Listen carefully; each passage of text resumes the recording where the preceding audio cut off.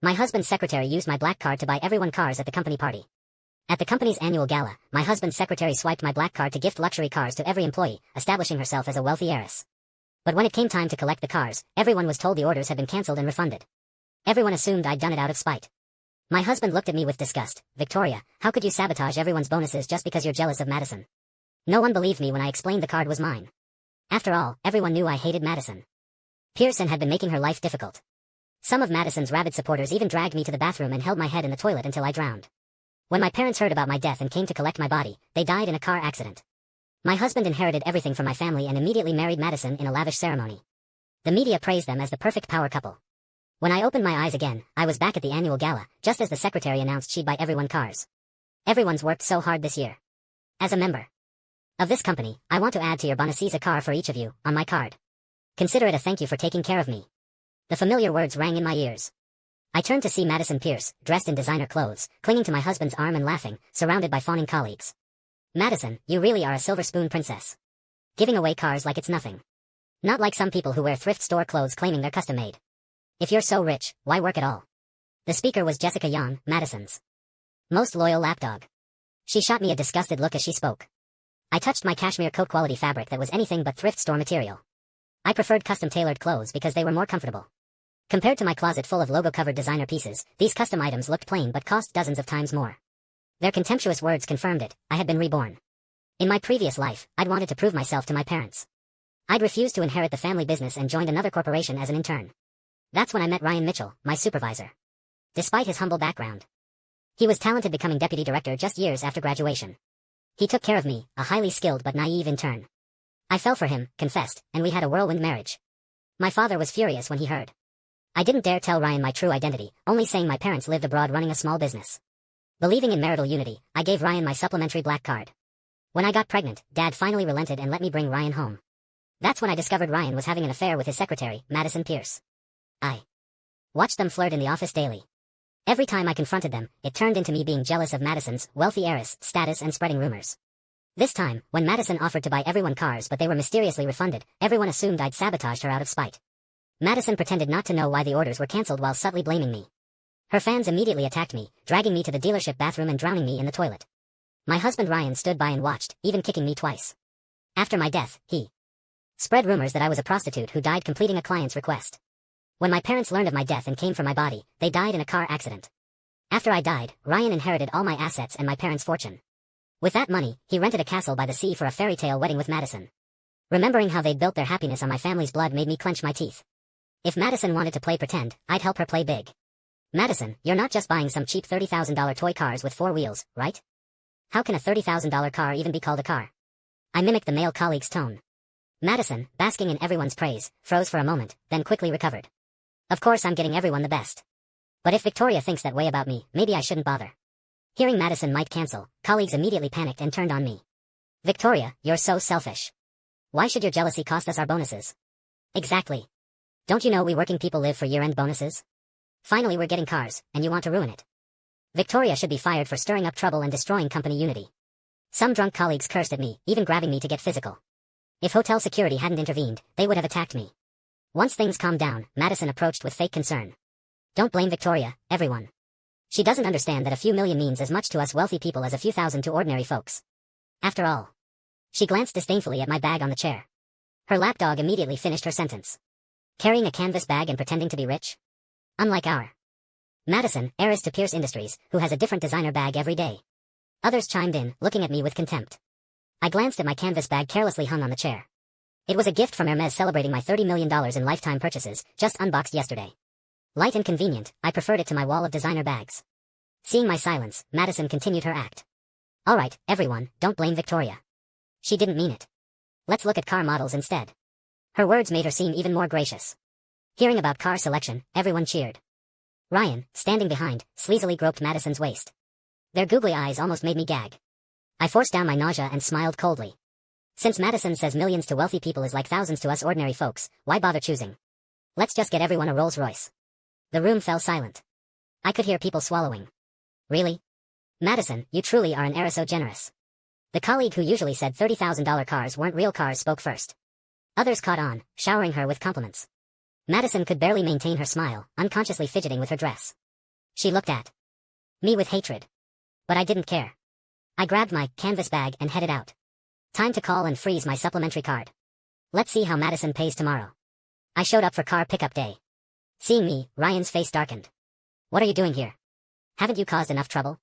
Seeing my cold expression, he softened slightly. I'm saying this for your own good. Madison is the Pierce Industries heiress. Cross her and you'll regret it. Luckily she's magnanimous and won't hold it against you. How about this, give her that contract you've been working on as an apology? Ryan's shamelessness left me speechless. I laughed in disbelief. Ryan Mitchell, using my hard-earned project to please your mistress. Your skin is thicker than a wall. Ryan was stunned. I used to agree with everything he said, treating his words like gospel. A project shouldn't upset him. But now I wouldn't even give him a kind look, let alone my 3-month project. Ryan's face turned dark. Victoria, what nonsense are you spouting? Madison and I are completely professional. Only someone with a dirty mind sees dirt everywhere. His face flushed with anger.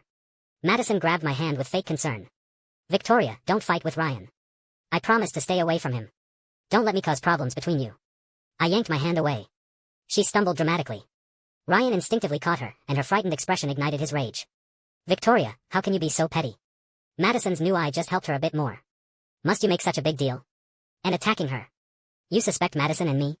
I should suspect you're sleeping with the Horizon Corp people, why else would only you land their contracts? The room went dead silent. I stared at Ryan in disbelief. So that's what you think of me? My expression was pained. Ryan looked regretful. At that moment, I pulled out the divorce papers I'd prepared. Then there's nothing more to say. Let's divorce. Ryan couldn't believe it. He was even angry. He never imagined I, who usually bowed to him, would dare suggest divorce with papers already prepared. Seeing his hesitation, I sneered. What, can't let go? Ryan looked at Madison in her designer clothes, then at my plain appearance, and made his decision. Fine. Don't regret this. Meanwhile, colleagues started arguing loudly. How can our paid orders be refunded? Did you sabotage this? Right. We already paid, how can we not get our cars? Just like before, when Madison innocently claimed she'd paid and didn't know about the refunds, everyone turned to me. You did this. You're definitely behind it. You were stirring trouble yesterday. You planned this to watch us fail. I laughed coldly. Just refunded. Money returns to the original payment method. Have Madison swipe again. Colleagues immediately agreed. Yes, Madison, just swipe again. I've never seen a black card's how us. Madison's smile stiffened. I just remembered I bought a house this month, maybe that's why.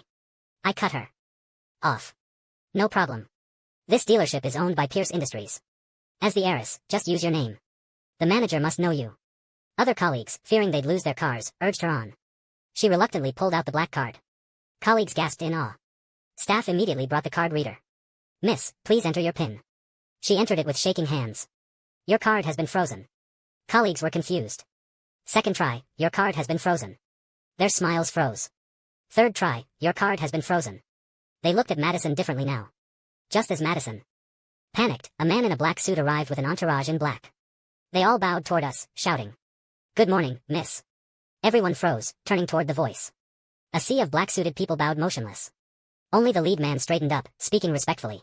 We didn't know you were coming, Mississippi. I'll arrange VIP service immediately. Your champagne and refreshments will arrive shortly. As soon as he finished, colleagues started praising Madison. Madison, you're so down-to-earth. Playing such a prank on us, even the manager has to be respectful. The confused manager looked at me. I shook my head. He could only watch as colleagues praised a woman he didn't recognize. Now completely convinced of Madison's identity, colleagues scattered like locusts, ordering staff around. Salesperson. Show me your best cars. Hurry up. The Pierce heiress is here. I'll have her fire you. The salespeople, who'd been told the real Pierce heiress was here today, could only serve these rude colleagues with forced smiles. The manager, with my permission, provided VIP treatment. As they say, whom the gods would destroy, they first make mad.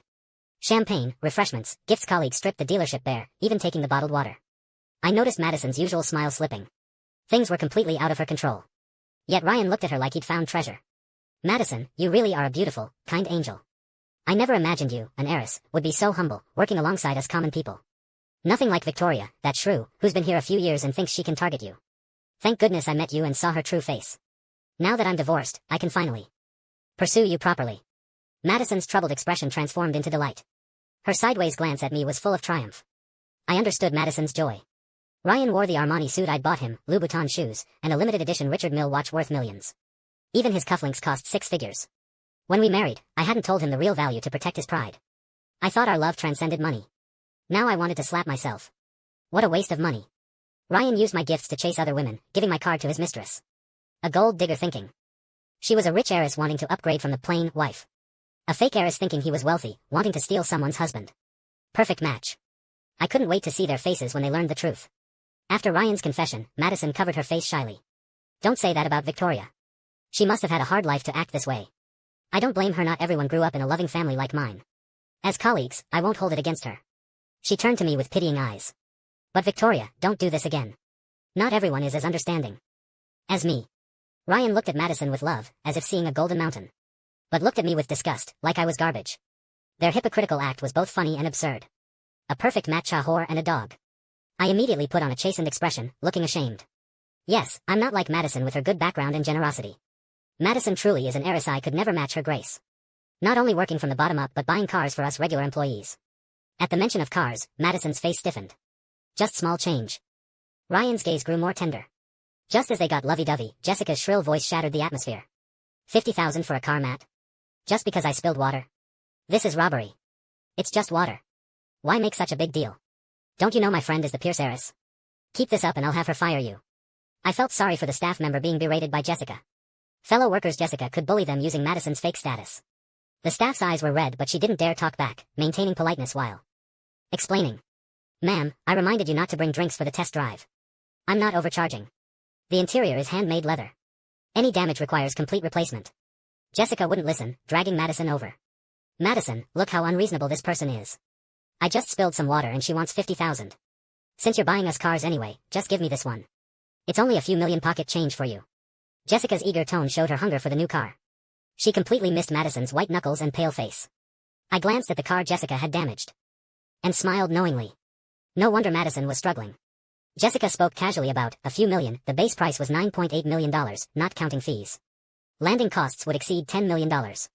With Jessica's greedy nature, she'd definitely want Madison to cover everything. Madison had no money with her card frozen. Moreover, once Jessica started, other colleagues wouldn't let her off. Madison looked troubled. But my card. Jessica waved dismissively. Card frozen? No problem, the manager knows you. You're the Pierce heiress. Just use your name. Hearing Jessica's suggestion, I almost laughed out loud.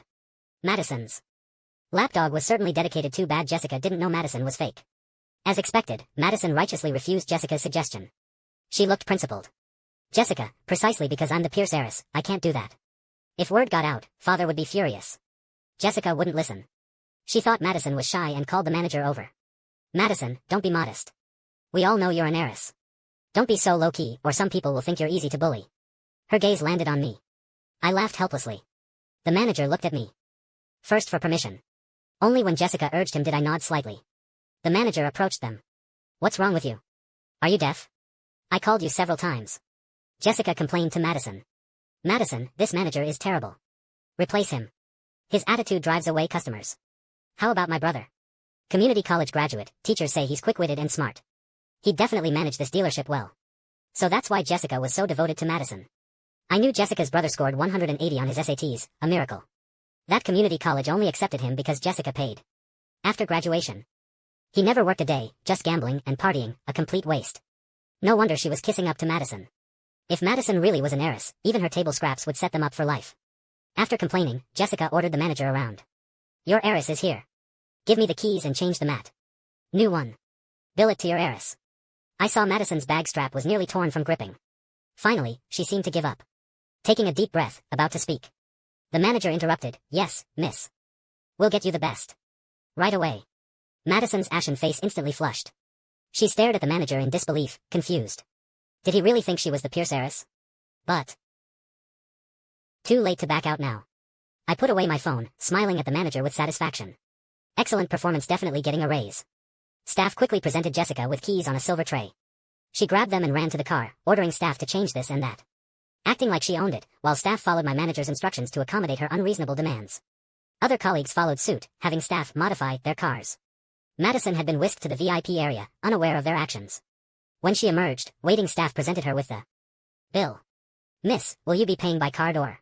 Taking the bill, her eyes widened as she shrieked. $89 million? This is robbery. Staff maintained perfect professional smiles. That's correct, Mississippi 11 cars selected, each requiring our custom modification service, hence the price variation. However, since your friends confirmed you're the Pierce heiress, we've already applied discounts. How would you like to pay? Jessica grabbed Madison's hand, giggling. Stop pretending, Madison. Show us your real power. Madison's hand holding the bill went white. Ryan also tactlessly urged. Yeah, Madison, you're the Pierce heiress. You must have other cards. Use those. Ryan knew Madison's previous black card was mine, so its freezing wasn't surprising.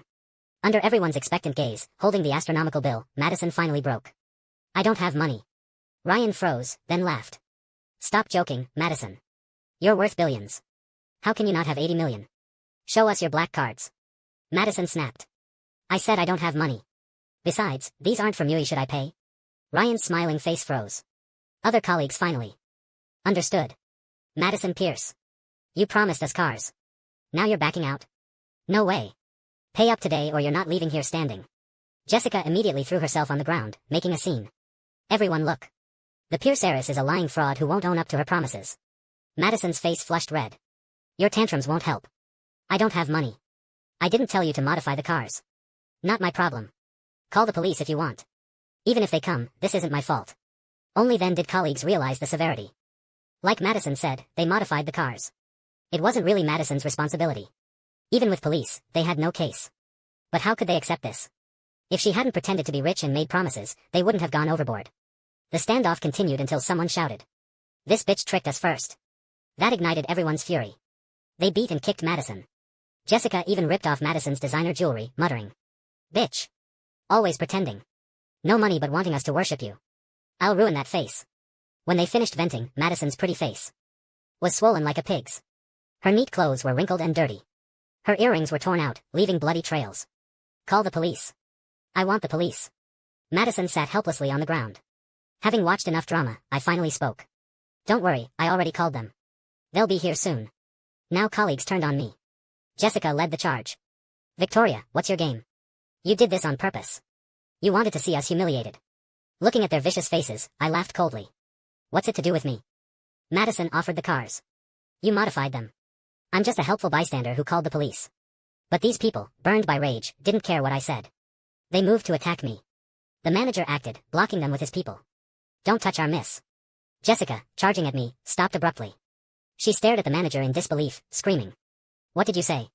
Madison, crying on the floor, looked at me in shock. Ryan was completely bewildered, unable to believe his ears. The manager stood firmly before me, separating me from the agitated crowd. If you touch our miss today, Pierce Industries' legal team won't let it slide. Ryan laughed coldly. How much did Victoria pay you to be so dedicated? You said Pierce Industries' surname is Morrison. The manager looked at Ryan like he was an idiot. Our miss uses her mother's maiden name. Anyone could find that out. I don't know why you're all worshipping a fake.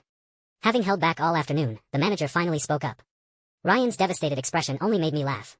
Ignoring his crushed look, I pointed at him and Madison, telling the arriving police.